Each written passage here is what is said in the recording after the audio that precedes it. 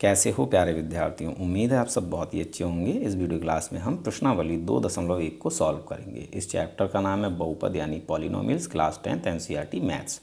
और इस प्रश्नावली में हमें केवल एक ही प्रश्न दिया है और प्रश्न है हमारा किसी बहुपद px के लिए y बराबर px का ग्राफ नीचे आकृति 2.10 में दिया गया है। यहाँ पर हमें ये 6 अलग अलग बहुपदों के अलग अलग ग्राफ दिए हुए हैं। ठीक है, ये हमारे 6 बहुपदों के 6 ग्राफ हैं।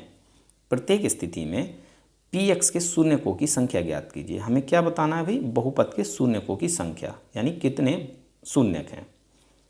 ये जिस जिस भी बहुपद के ग्राफ हैं हमें बताना है उस बहुपद में शून्यकों की संख्या क्या है। कैसे बताना, इन ग्राफों को देखकर।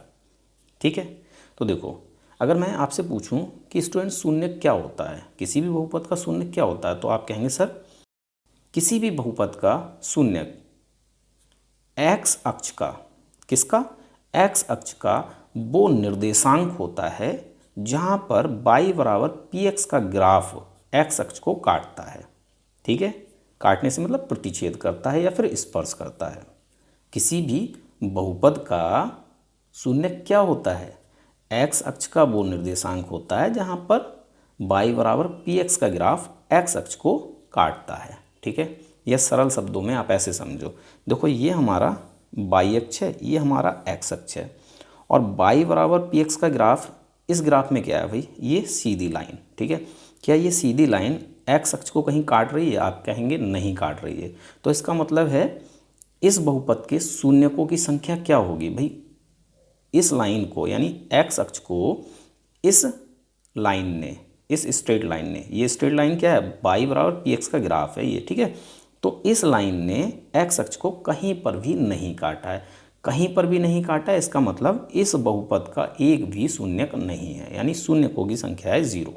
ठीक है, अब देखो इस वाले ग्राफ को, ये हमारा x अक्ष है और ये हमारी कर्व लाइन हो जाती है ये वाली। ठीक है, ये लाइन, ये क्या है, y बराबर px का ग्राफ है। ठीक है, इस कर्व लाइन ने इस x अक्ष को कहाँ पर प्रतिच्छेद किया? आप कहेंगे सर यहाँ पर प्रतिच्छेद किया है।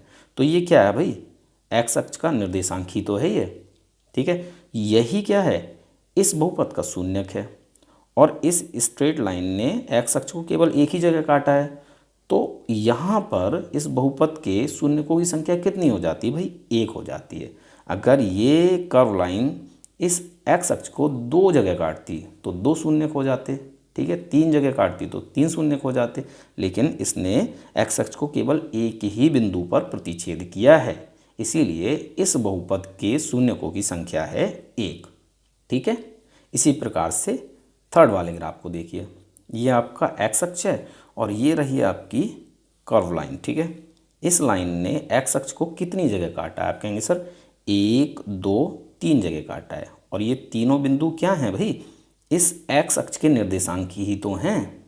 तो यही तो शून्यक हैं इस बहुपद के।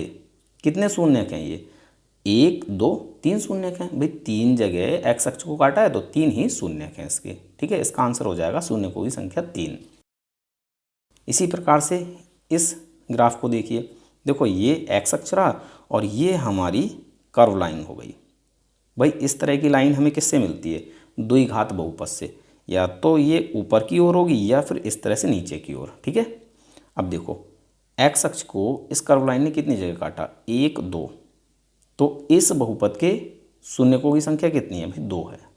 इसको देखिए x अक्ष और इस लाइन ने कितनी जगह काटा है इसे, 1 2 3 4 जगह काटा है, तो इस बहुपद के शून्यकों की संख्या 4 है। यहाँ देखिए ये हमारी x अक्ष हो गई, कितनी जगह काट रही है ये लाइन? आप कहेंगे सर 1 2, चाहे काटे या स्पर्श करे, बात एक ही। ठीक है, 1 2 3 जगह, तो इस बहुपद के शून्यकों की संख्या कितनी हो जाएगी, 3 हो जाएगी। उम्मीद करता हूँ ये चीज़ आपको समझ में आ गई होगी। भाई किसी भी बहुपद का शून्य क्या होता है, x अक्ष का वो निर्देशांक जहाँ पर y बराबर px का ग्राफ इस x अक्ष को प्रतिच्छेद करता है, वही बिंदु क्या होते हैं, बहुपद के शून्यक होते हैं। तो उम्मीद है ये सवाल आपको समझ में आ गया होगा। मिलते हैं अपने अगली वीडियो क्लास में।